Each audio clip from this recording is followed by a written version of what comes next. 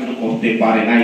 এর জন্য শিক্ষক ঐক্যজোটের পক্ষ থেকে, আন্দোলন বাস্তবায়ন কমিটির পক্ষ থেকে মাননীয় প্রধান উপদেষ্টা ও শিক্ষা উপদেষ্টাকে অভিনন্দন জানাচ্ছি।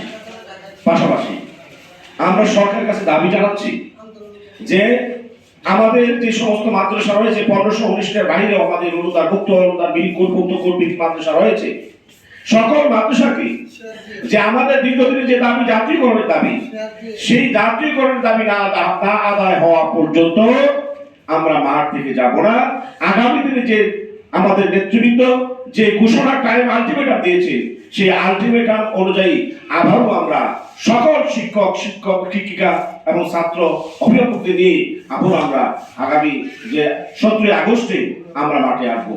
তাই আমরা মনে করি আর আমাদেরকে এইভাবে কাল বিলম্ব না করে, আমাদেরকে কষ্ট না দিয়ে, এই শিক্ষকদেরকে কষ্ট না দিয়ে আমাদেরকে অতি দ্রুত আমাদের দাবিগুলো দ্রুত বাস্তবায়নের জন্য এই সরকার বাহাদুরের কাছে জোর দাবি জানাচ্ছি।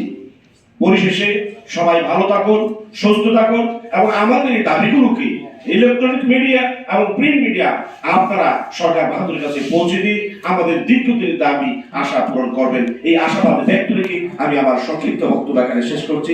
ধন্যবাদ সবাইকে। বাংলাদেশ স্বতন্ত্র ইবতদায়ী মাদ্রাসার সকল